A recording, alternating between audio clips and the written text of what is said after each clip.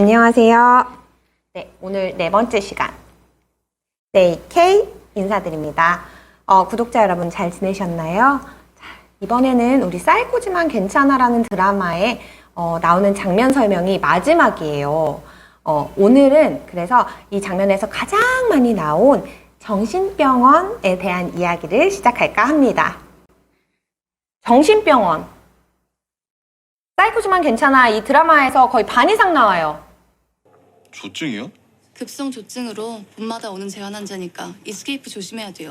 근데 정신병원의 의미, 한국에서는 옛날에는 되게 폐쇄되어 있는 그런 의미였어요. 그래서 정말 이렇게 미친 사람, 머리꽃 이런 사람, 머리에 막 이거 꽃 엄청 큰 거 다른 사람, 비 오면 하하 막 이러면서 뛰어다니는 그런 정말 미친 사람만 가는 곳이었는데요.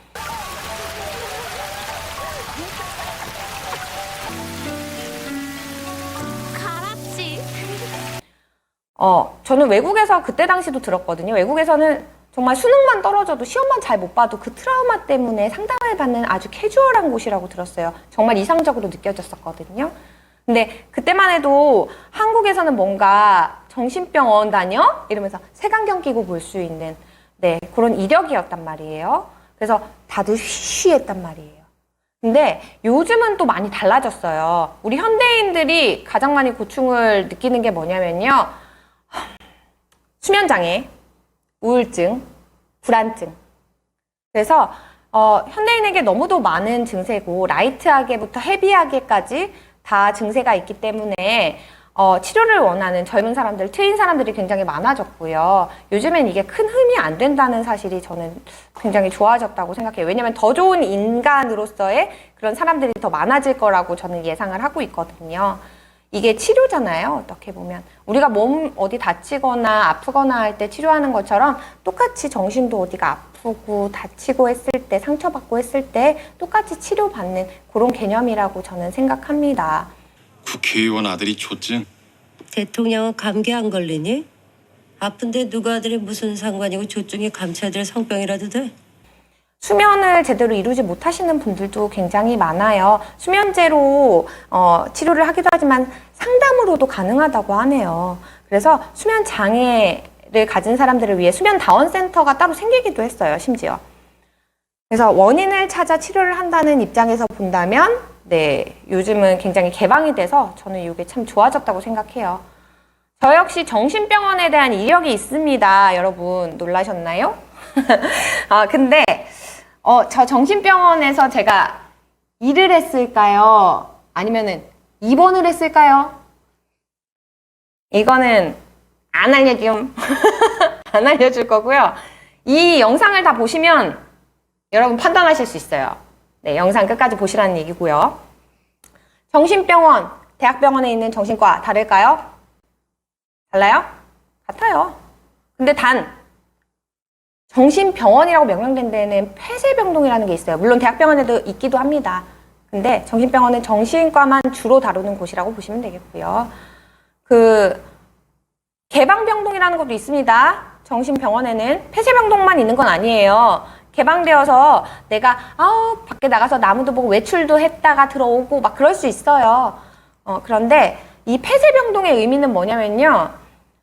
인텐시브 케어 유닛 같은 거예요. 중환자실 같은 거예요. 우리 병원에 있을 때. 그래서 개방되어서 지내기에는 절제력이 부족한 상황 아니면은 중한 정신병을 가지고 있어서 스스로의 해를 입힐 수 있는 그런 질병을 가진 사람들을 폐쇄된 곳에 묶어놓는 겁니다.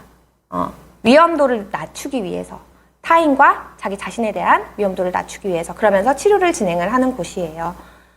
병원에는 범죄자 있을까요? 없을까요? 정신병원에 있습니다. 성범죄자도 있고요. 심지어 살인자도 있었어요. 그런데 수갑 차고 있을까요? 아니요. 똑같아요. 저희들하고 똑같아요. 그냥 푸르고 있어요. 그래서 저는 처음에 너무 무서웠었어요. 사실 갔을 때. 그런데 지내다 보니까 이거 웬걸. 나한테 너무 잘 맞아. 그래서 저 정말 재밌게 그곳에서 지냈던 그런 아주 행복하고 아름다운 기억들이 많아요. 자, 정신병원 안에서 많은 에피소드가 실질적으로 있었어요. 머리를 안 감아서 머리에 떡이 져 있는 친구가 있었거든요. 근데 저는 그 친구를 보면서 항상 안타까웠어요. 그래서 어느 날 제가 마음을 먹고요. 봉사하는 정신으로 그 친구의 머리를 감겨줬어요. 머리가 긴 친구였거든요.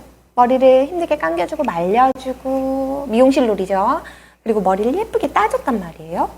이렇게 따줬는데 머리가 한 가닥 이렇게 길게 내려왔더라고요. 제 눈에는 안 이뻐 보였거든요. 그래서 제가 가지고 있던 핀을 빼서 그 친구한테 꽂아줬어요. 저의 자산을 나눠준 거죠.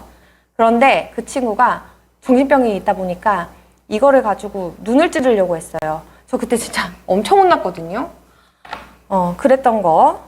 그래서 아무거나 다 무기가 될 수 있구나 하는 거를 제가 알았었고요. 되게 신기한 건 뭔지 아세요, 여러분? 정신병원 안에 그 환자들을 보면요, 다 짝꿍이 있어요. 예를 들어서, 야, 난 하나님이다! 뭐 이런 사람이 있으면 옆에, 아유, 하나님 아버지! 막 이러는 추종자, 이렇게 짝꿍. 그리고 가수가 또 있습니다, 병원마다. 하루 종일 노래 부르죠. 무대죠. 막 이러면서 노래를 불러요. 그럼 옆에 청취자가 항상 듣고 있죠. 짝꿍이 있어요. 저는 그런 적도 있어요. 정신병이 중하신 분인데 이거 웃으면 안 되는데 정신병이 중하신 여성분이었어요. 2살 아래인 남성분한테 맨날 아버지 식사하세요. 아버지 여기 앉으세요. 방석 펴드리고. 그래서 저는 좀 궁금했어요. 저희는 스터디라는 걸 하기 때문에. 그래서 가서 여쭤봤죠. 아니 왜 저분한테 자꾸 아버지라고 하세요? 그랬더니 저희 하나님 아버지세요 라고 해서 저도 모르게 피식 웃었다가 싸대기를 맞은 적이 있었어요. 왜냐면 급격한 감정의 변화가 있으신 분이었기 때문에. 네, 그때 생각나. 얼얼한 것 같아. 그리고 각종 여러 가지 트라우마를 많이 갖고 계신 분들 속으로는 좀 안 좋았죠. 기분이. 정말 측은하다는 생각도 들었었고요. 편차 왜 저는 좀 밝은 편이거든요. 에너지가 좀 느껴지시는지 모르겠어요. 그래서 거기에서는 그 사람들을 막 부스팅업 하면 안 돼요. 차분하게 만들어줘야 되는데 저는 워낙 신나는 애라 그래서 안녕하세요! 그래서 하이톤으로 인사를 했다가 목이 탁 뚫렸어요. 안녕 못해! 네, 그때 정말 크나큰 충격을 얻고 그 뒤로는 안녕하세요 하고 차분하게 인사를 해드리기 시작했죠. 그리고 별의별 사람 다 있었어요. 수능에 대해서 되게 강박을 가지고 계신 분이에요. 그분은 실질적으로 서울대에 들어가셨던 분이에요. 굉장히 똑똑한 사람이라 똑똑한 사람 미치기 쉽다는 얘기가 있기는 하지. 근데 그래서 그런지는 모르겠지만 수능에 강박을 갖고 있어서요. 저한테 학점 몇 학점 땄냐, 수능 몇 점 나왔냐, 수리 영역 몇 점 나왔었냐, 막 저에 대해 수능에 대한 질문을 하루 왼종일 쫓아다니면서 하세요. 그래서 기억 안 나요, 몰라요 이렇게 해도 계속 쫓아다녀요. 그리고 최지우 씨한테 미쳤던 분이 있었어요. 저 최지우 씨하고 닮지는 않았는데 죄송합니다 최지우 씨.